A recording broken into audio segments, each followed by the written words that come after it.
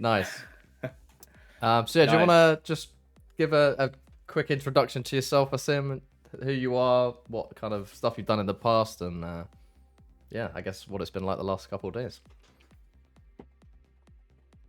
Yeah, sure, absolutely. So I have been in the gaming industry for about 14 years, um, which makes me feel really, really old. But yeah, I've been doing social media, community management, influencer management, and just like general communications for the likes of 2K, Konami, Zynga, CI Games, Deep Silver. So I've been around for a while. I've worked on like some of the biggest franchises like Metal Gear Solid, if you're into football, Pro Evolution Soccer, Silent Hill, Bomberman, Zone of the Enders, 2K obviously have a lot of games in their portfolio, so pretty much every single game I've worked on there, like for instance, like Borderlands, more recently before I left there, Midnight Suns as well, which is really cool to work on. So yeah, I have a huge passion for gaming, obviously, and I have a huge passion for like engaging communities online. And that's been kind of ever present since I left uni. At uni, I studied computer games design and programming, so I wanted to actually develop games back in the day, but I somehow got into the social media community side instead, Oh. and haven't left that kind of space since, really. What was it you were thinking of doing if you did go into the development side? Ooh, so I was my strong point when I was doing the development, like uh the uni side, my design and programming. I was more into the design side, to be honest. Hmm. And I wasn't particularly great at programming. That was not my forte. It was more like the conceptual design, and actually I was pretty good at like 3D modeling as well. So like kind of creating like background environments and character models and stuff like that. But it's been so long since I've done that, so I've probably forgotten every single thing. I'm sure you'll see, but especially when we kind of go the opposite a little bit, when you come in, you might see some things might remind you of a few bits, maybe. Rekindle some Hopefully, stuff. yeah, hopefully. I might be able to help with that as well. Yeah, well, there you go. You never know. So how did you fall into the community manager? And you said you kind of just took up the social media side, originally wanting to do the game side. So how did you actually how did that come about? Yeah, good question. So out of uni, me and friends were in the same like position. This is like early 2000s. At that point, it was kind of tough to find something in the industry that was more like junior roles. So we knew we wanted to get into the industry somehow. So we started. This was like again early 2000s, like the start of the web and like social media, etc. So we started up our own website, like to write about games, like just news, reviews, and previews, like doing content. This is before content creators were a thing as well. So like we Yeah. were like creating content around games that we were playing, and I started managing like our forums back in the day that we had. Twitter was uh, coming on then basically. So I started to manage that side of things, and I took a real shine to it. And that's how I kind of like grew our following, grew our community around our website, um, and that's how I kind of got into like social media and community management. And then while I was doing still the website stuff, I got a job working at Sky here in the UK, which is like a big Okay. TV broadcaster, Yeah. working on their social media. So I was doing it professionally on that side, but then I was still doing the gaming website stuff like a side hustle on Yeah. the side, which was really cool because I got we got quite big. Like some of you might know the website godisageek.com. That's the website I left behind. It's actually one of the biggest websites in the UK now. So uh, quite proud of that we left that behind, that little legacy. But yeah, while I was working at Sky doing like the social media stuff over there, and kind of gaining more professional skills, I was still doing the side hustle with the website. We were going to E3, we were going to Gamescom, we were recognized by like all the publishers like PlayStation, Microsoft, etc. We were given review codes, we were trusted, and I built a lot of contacts.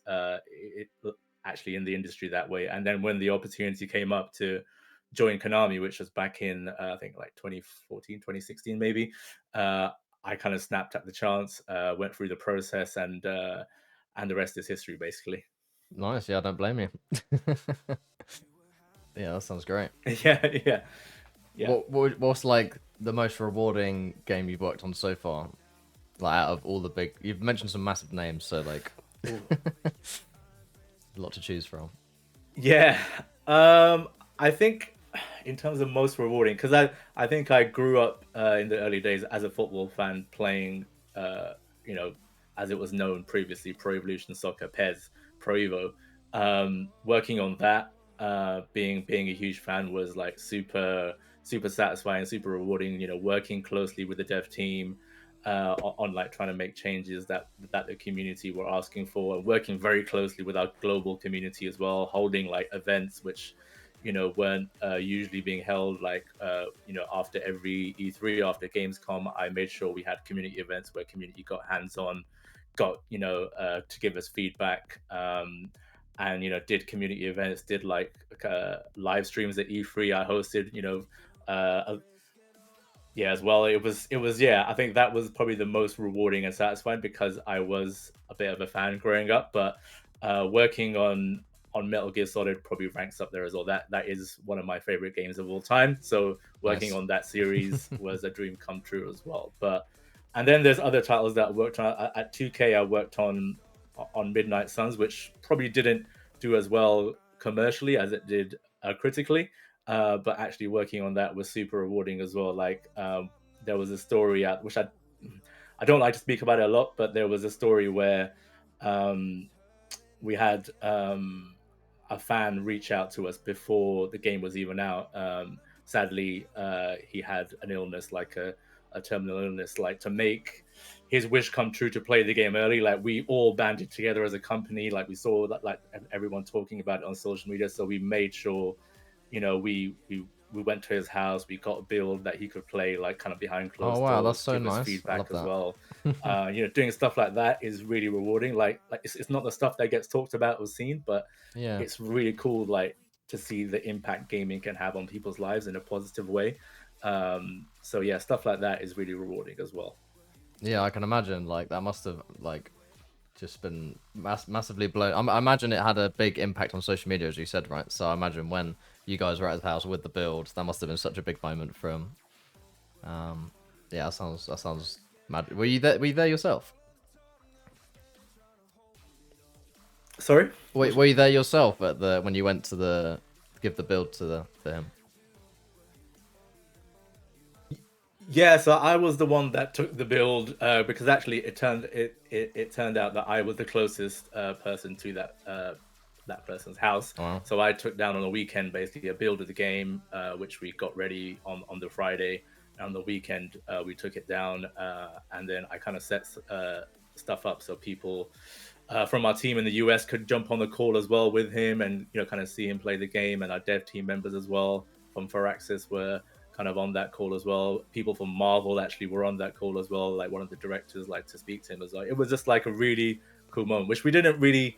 Again, it's like you don't want to publicize those things too much, because Yeah. it's not really about that. But I think eventually it did come out, so we did have to talk about it, because there was like a cancer charity that was kind of helping us with that as well. So they put the story out there once the game was out as well, and it was really cool that we could.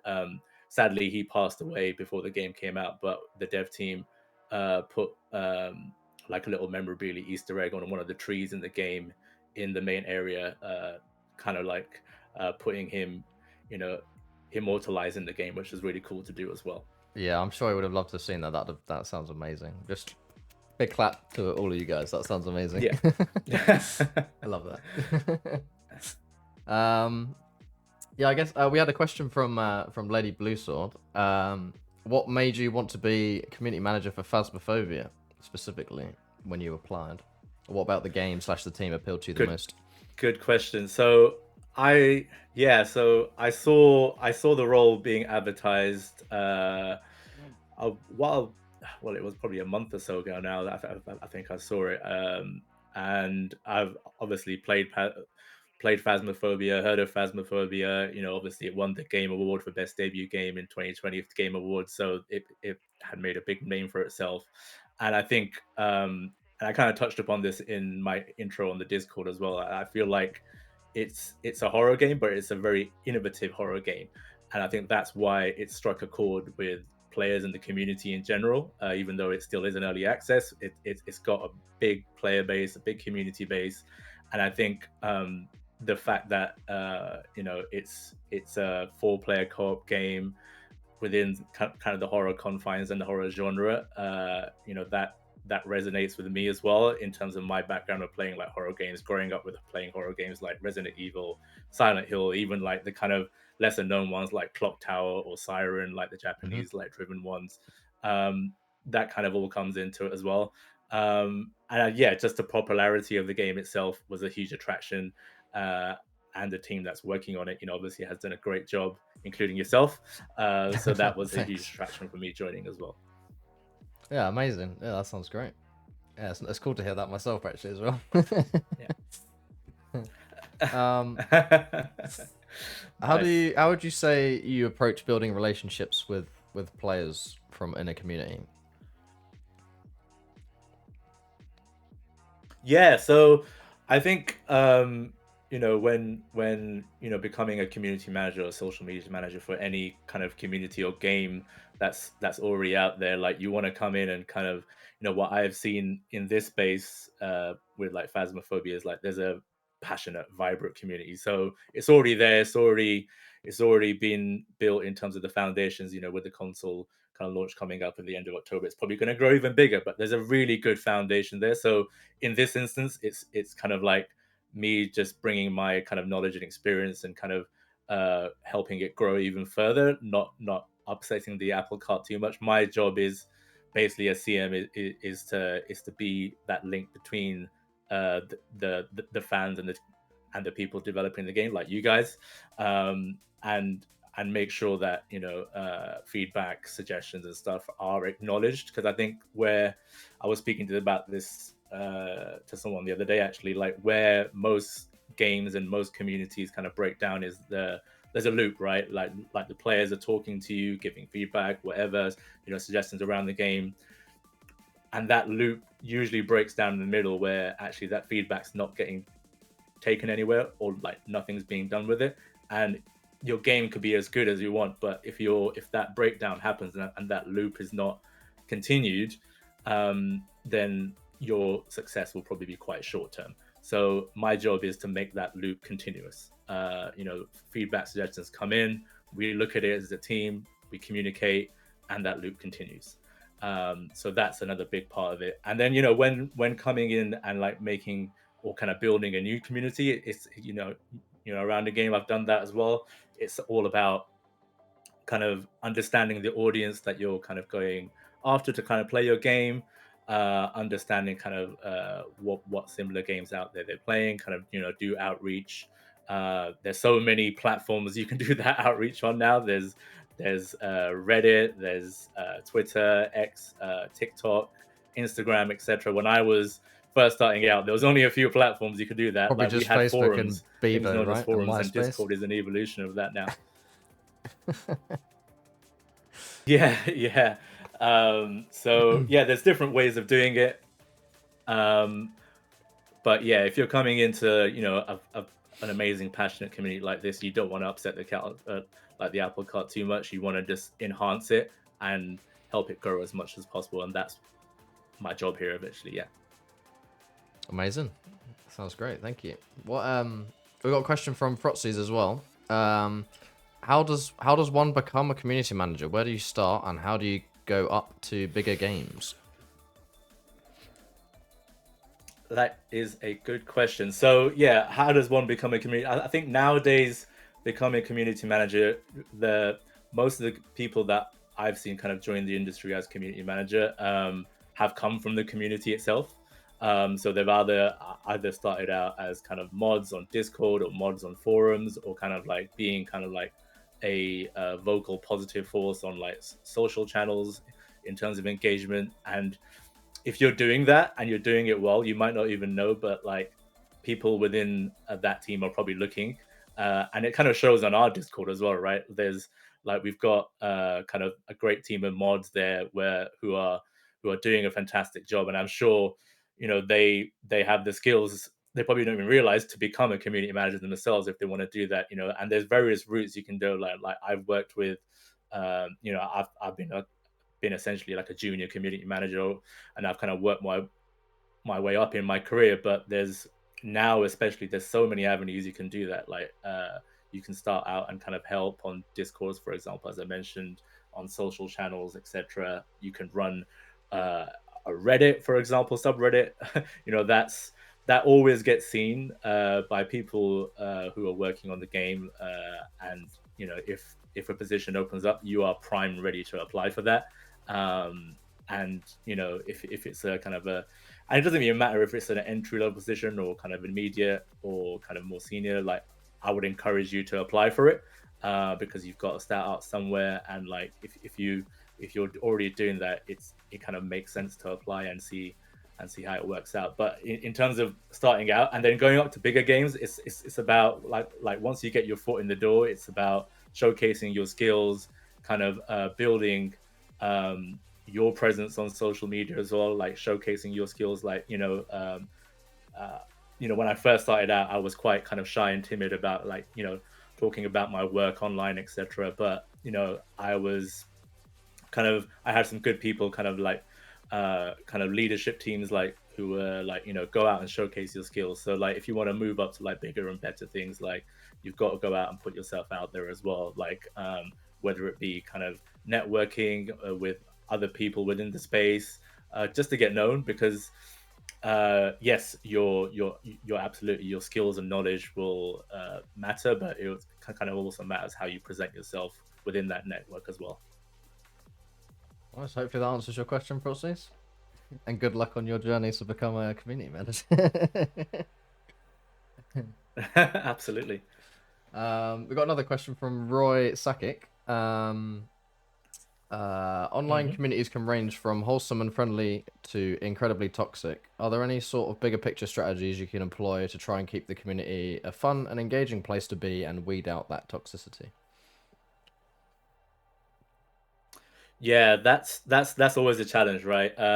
With communities of any size. I've worked with like communities of like I guess a smaller size, like a few 100,000 or a few thousand, and then up to like 15, 16 million. So it's impossible to keep everyone happy. It's just not going to happen. But you can try to keep the majority as happy as best as possible, right? There's always going to be um, kind of that vocal minority that I call it, that will be negative, be hating, or be toxic. I guess the bigger picture is, and this was kind of a pitfall in earlier in my career. I used to almost like take the negatives as like the be all and end all, and not look at like actually there's more positivity coming in actually.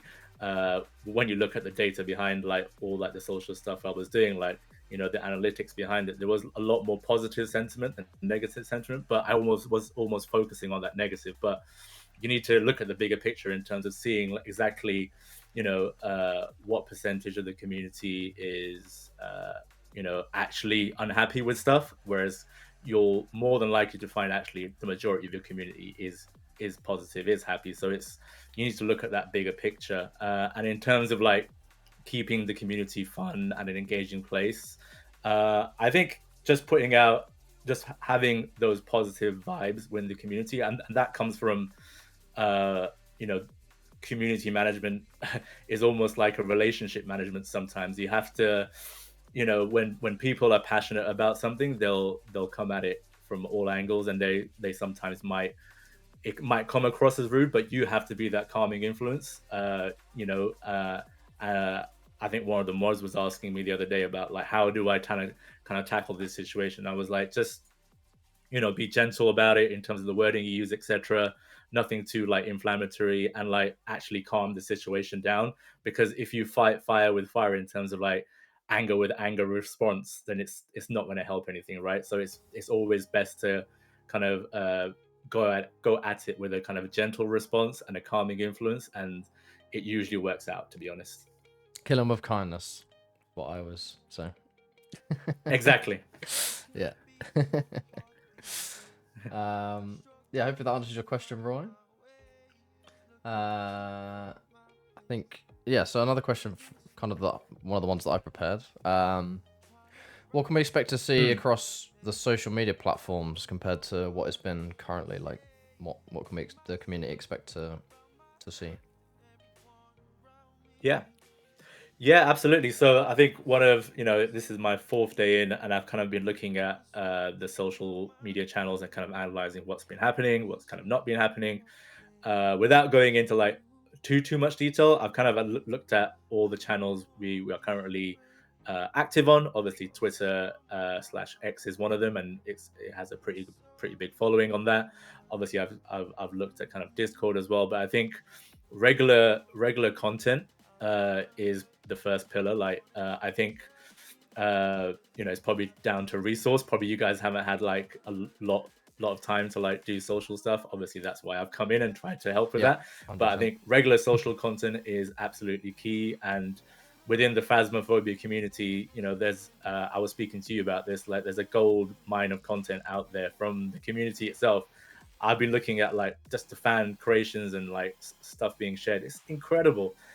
It's really incredible stuff, and that itself is a pillar of content to work from. And then the game itself has so much content within it. There's the ghosts themselves, the weapons, the tools that that you can highlight and showcase in like weird cool ways, for example, that resonate with the player base, the community. There's so many good like content creators and streamers out there creating content around the game. Those are readily shared, and I've tried to do that in the first few days, like actually showcase content coming from our community, because that will show people that want to play the game or join the community when the console game comes out, that there is already a vibrant community out there.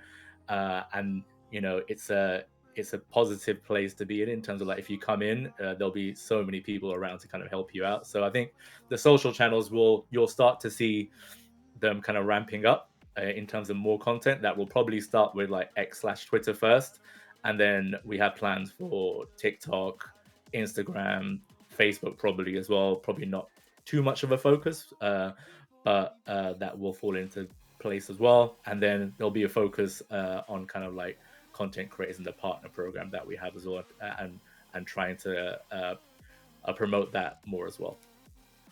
Amazing, yeah. Yeah, I love seeing like randomly, like in the Discord we've got like a fan creations slash fan art section thread.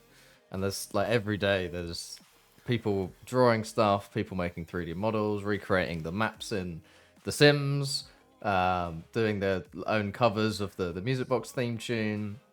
It's crazy, like the amount of stuff that gets done. It's incredible. It is incredible. Yeah, we've done a few like competitions for fan art before. Like I think we did one. Someone called Drakai. I don't know if they might actually be here. Maybe, I'm not sure. Yeah, she's won it quite a few times now. We've kind of bought the rights for her images because they were just that good. But yeah, it'd be cool to do more of that stuff as well, I think. How do you think in the future, like obviously we've got our roadmap to 1.0 and what we envision the game to look like. How do you think the best way to balance our vision and what the players want together is, in terms of, as you said, like kind of being that bridge between the two? Yeah, absolutely. So I think obviously you guys in terms of developing the game are doing amazing work in trying to bring Phasmophobia to like the best it can be. But once it's out there in that 1.0 form, yes, there will be community feedback, there will be community suggestions that come on the back of it. There already is that out there, right? Yeah. So I think the most, in terms of like the successful projects that I've worked on, like in my career so far, there's always a nice balance between the dev vision, the game the devs want to make, and also then taking that element of feedback and suggestion from the community that fit in within that vision and enhance it. Like because if you listen to every bit of feedback, every bit of suggestion coming from the community, it might not result in the game that you think you'll probably get. It might result in, like, if you tweak certain things, it might result in actually probably reducing the experience for players. So it's the dev vision is paramount, and then the fan feedback and suggestions come in as an element to enhance that, because you don't want to kind of break things as well at the same time, because Yeah. you guys working on the game obviously have a vision, what you're working towards, and we'll always listen to community and player feedback, but it needs to kind of make sense within that vision as well. And I'm sure when we have those discussions internally, when that feedback comes in, and we are going through that loop, we'll have the discussions about kind of what fits in, what can and can't be done, and we will. I think I was speaking to a DK about this yesterday. I was like, we should, even if there's feedback coming in that probably doesn't make sense to do, we should still acknowledge that and actually let people know that, okay, while it's a good bit of feedback, etc., it probably won't come in the game in terms of it doesn't fit into the vision, for example. We just need to be as transparent as possible with our player base and community, because as I mentioned earlier, if that transparency isn't there, then the trust gets lost. So I think, just to go back to answer your question fully, I think, yeah, that dev vision is super super important, but that feedback element from the players and the community is also important, but it's to enhance what already is there from the dev vision. Yeah, yeah, good answer. Yeah, I think that's one thing that Yeah, we've always wanted to be as transparent as possible with our community, but I think it's just a matter of time for us. So having someone dedicated to all of that side of things is really really going to help us. It's really going to really help the community. yeah, So I'm really excited to kind of move forward and see what the future looks like, I guess. Yeah. amazing. um, have you had any? I know it's only been like 4 days, but have you had any like any interactions with any of the fans so far? Like anything memorable that you can share? Yeah, absolutely. I've been engaging as much as I can on Discord with everyone, and then from the comments I'm seeing, everyone seems to be enjoying the tweets that have gone out as well. There's been a lot of engagement that has come of that as well. There was a tweet that I put out that I shared. Someone posting, like, they put like a good few hundred hours into the game, got all the achievements, and I was just putting it out there to see if anyone else had done the same, and the amount of responses to that. Some people had like over 1,000 hours. Yeah. Still hadn't got all the achievements yet, but they've just continue playing, just to see, like, the amount of time and kind of love a lot of the players in the community have put into the game has been incredible to see. And I think another one on top of that would be, I think it was probably a long time coming, but adding someone to the partner program as well, Hadrona, Yeah. really deserved. Long time coming from what I've been hearing and seeing. Seeing the delight. I was kind of lurking on her stream as well, just to see how happy she was and see how happy her community was as well. That was really good to see. And I think that's the elements of the role that I'm in that keeps me going, like seeing the community happy and the community thriving, and that engagement with it as well. It's just what keeps me going and what ticks me along. Amazing. Yeah, I love that. That's great. Well, I'm glad that you've already had some things that committed to memory now. That's great. It's been um, great. Yeah. if anyone wants to ask any questions, by the way, I didn't mention it earlier. Some people have just put them in chat anyway. But if anyone has got any questions for a sim, then feel free to put it in the chat and I'll read it out. We can find out whatever you want to know. Um, oh yeah, someone said I think on that post you were talking about on Twitter, on X, sorry. Yeah. I think someone put 11k money someone made or something. Don't even know if that's possible, but in Yeah, one. there was some crazy stuff I saw. Yeah, it was. It was mad, but it was good to see. Yeah.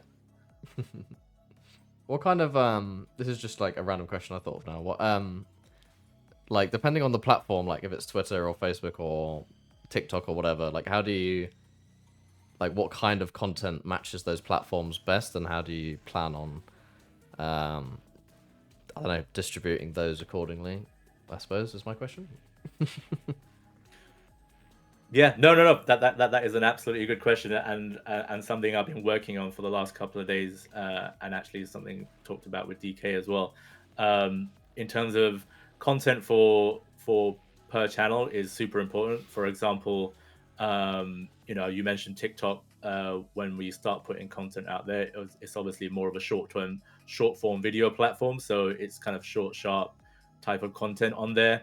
So that type of content probably won't work on, for example, X. It's it is more suited to TikTok and Instagram itself. With several kind of posting factors. You've got normal posts, you've got reels, you've got stories. So the type of content that will go out there will obviously be more visual, kind of a mix between short form video to kind of more visual focused content, whereas Twitter is kind of more of like I see as your kind of almost bread and butter kind of platform where you put all your kind of main content out, your key kind of marketing beats, game updates, or kind of gameplay clips, in progress stuff. So I've kind of mapped that out in like a strategy that I've already created in terms of what will go on what platform.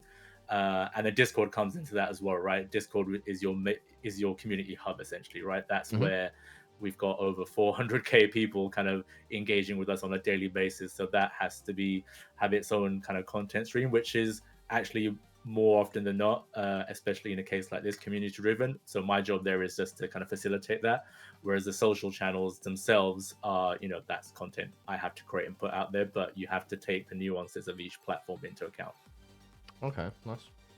And that's the content for those platforms. That's is that going to be like community stuff that they've made, or is it going to be like stuff that you've recorded yourself while playing the game that you think's cool? You're like, oh yeah, we should do a Mhm. little video on that. Like, how's that gonna work? Yeah, it'll be a mixture of stuff. So for Twitter, for example, I want to do a good mix of stuff. I want to showcase, content being created in the community, whether it be kind of fan art or like fan made stuff, or whether it's stuff from content creators who are part of our program or even not part of a program. Sharing stuff from them, and then there'll be some dedicated stuff. Obviously, there'll be like the game updates, kind of patch notes sharing and stuff like that. But there'll be gameplay clips from myself. There'll be assets I've created myself as well.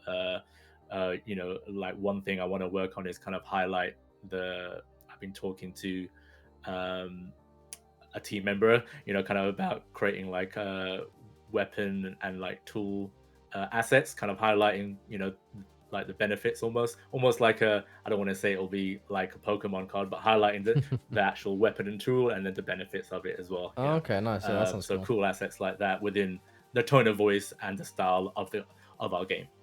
Nice. Yeah, that sounds exciting. Look forward to seeing Yeah. that. Have you ever been to a haunted location in real life before? Oh, so yes, I have. So Okay. there's when I used to go to E3 on a regular basis when E3 was a thing. There's a Rest in hotel in peace. LA which is famous for being haunted. So uh, that year we actually stayed in that hotel, and Oh. like we were hearing stories from like the people. I don't know if there was like they were just trying to like hype up the hotel or like promote the hotel, or if it was true or not, but it was notoriously known. I forgot the name of it, of like for being haunted, and one of the floors was completely shut off because of like reports and stuff of like ghosts and stuff wandering around at night. So what did we do one night when we had a couple of drinks, shall we say, in the bar downstairs? We somehow managed to get on that floor and walk around in the dark. Like we weren't ghost hunting per se. We were just like looking around, and it had that creepy vibe for sure. But I think that's probably the closest I've got to like a haunted experience. Okay. Did you sleep or did you stay awake, wide-eyed, like, oh? Uh, again, that's another good question because I remember my floor was like I think it was above that floor that was shut off. I was sleeping at night, like very late night, and I kept waking up, like almost felt like someone was in the room. Um, and yeah, it was just a weird sensation. So that kind of kept me up at night for not like kept me up like long hours, but I just kept waking up feeling like someone was in the room. I'm not sure if there was or not, or if it was just kind of in my head. But again, that hotel was yeah, it had a vibe about it, shall we say? Yeah. Okay. Yeah, that sounds pretty creepy, dude. Sounds fun Yeah, though. Sounds I fun. think I think someone I think someone mentioned in the chat it maybe the Cecil Hotel. I think that rings a bell. Cecil Hotel. That could be the one. Mm, I'll have to look at it, but I think Roy might be right. yeah. um. Uh.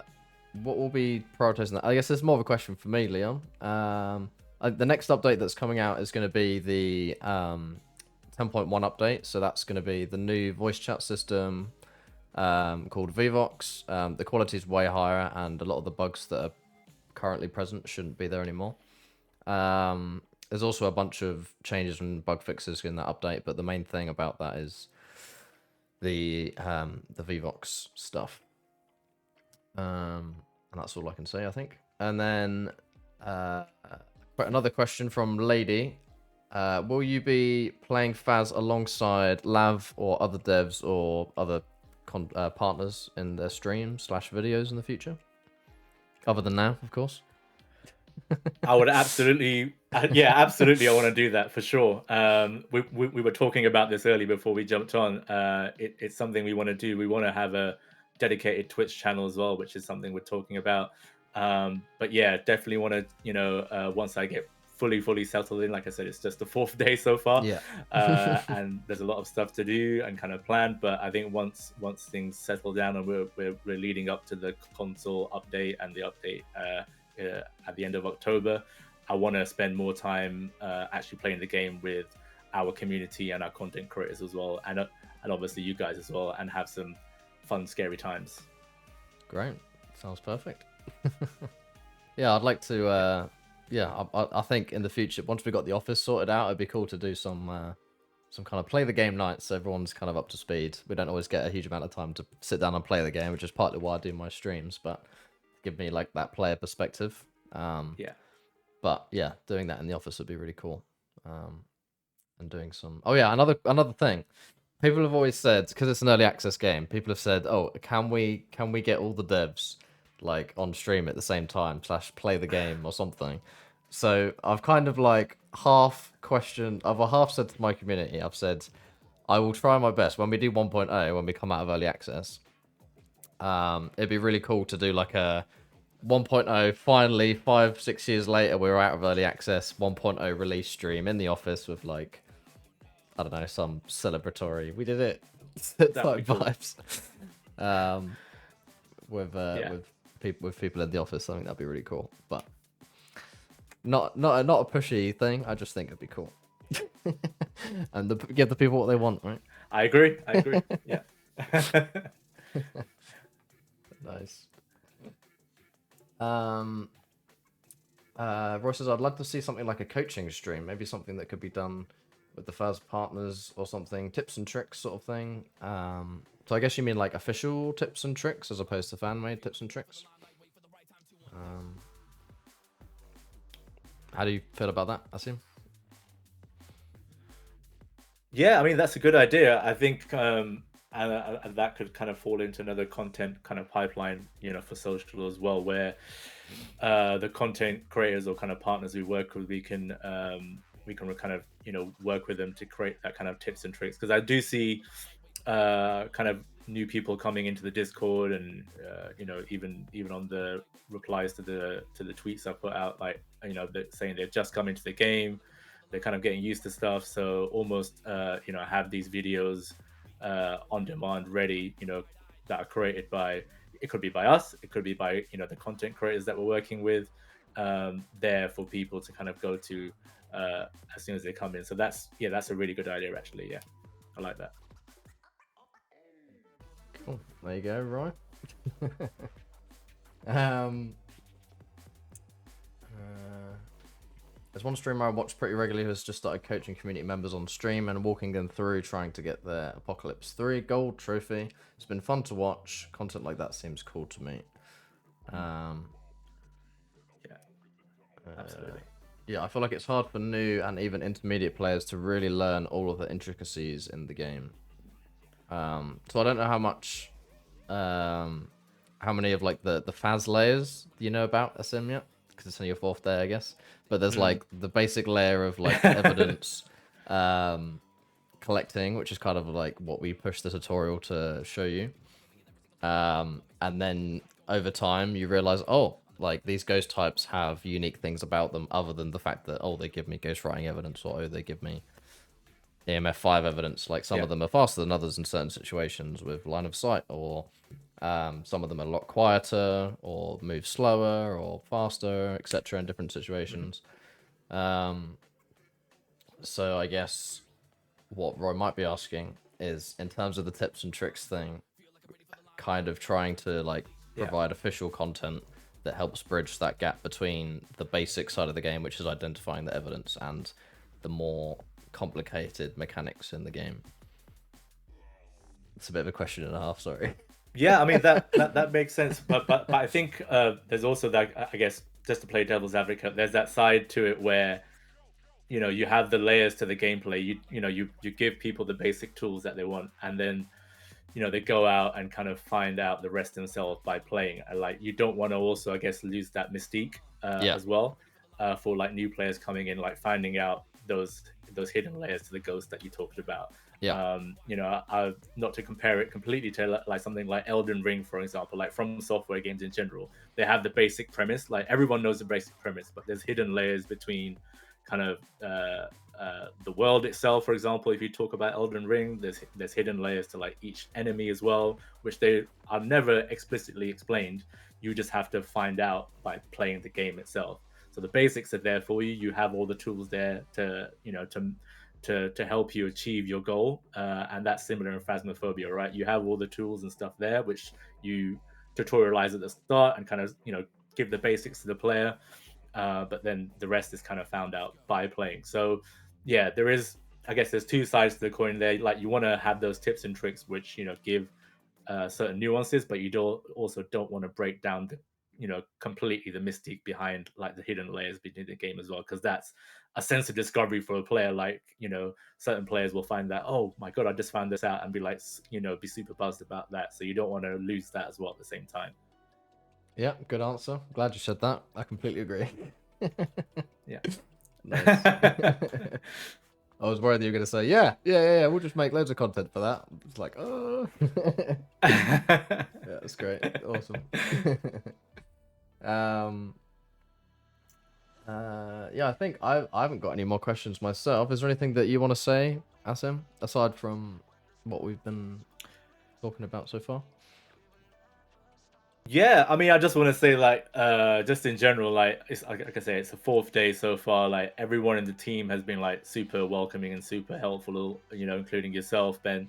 And I just want to say to the community as well, like, when I just kind of put out there on kind of my socials and stuff like that, I think Corey from the dev team shared shared my tweet as well. But like, the inpouring of love from the community was just incredible. Like, to see that come in and like being welcomed into the Discord as well, by everyone, was super great to see. And like, even from the content that I've put out so far, just like kind of testing the waters, and seeing people's reaction, it's just been amazing to see. Like, gaming communities sometimes get a bad rep, and I think with every community there will be kind of that, as I mentioned earlier, that vocal minority almost that will kind of try to bring others down. But I think from what I've seen so far, and again, it's only been 4 days, but the community, as a whole, is pretty much like very positive and kind of willing to help each other, etc., and super welcoming to me so far as well. So,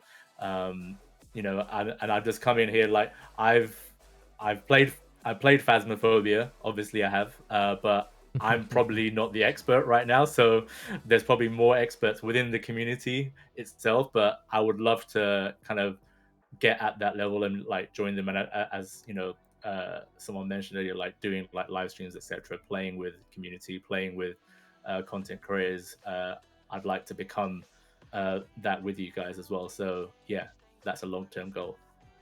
Amazing. Yeah, that sounds great. Thank you very much.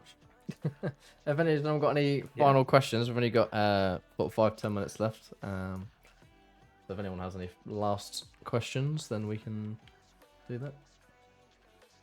Hi Shuey, how's it going? Happy anniversary. Oh, it's yeah. Oh, okay. Hello. Yeah. It's is it 2? Yeah, it must. Yeah, nearly 2 years I've been streaming now. Apparently, crazy. Oh wow, nice, nice, nice. Congratulations. Thanks. Stella says we're happy to have you in our community, and then Huey Oh. Heather says console when.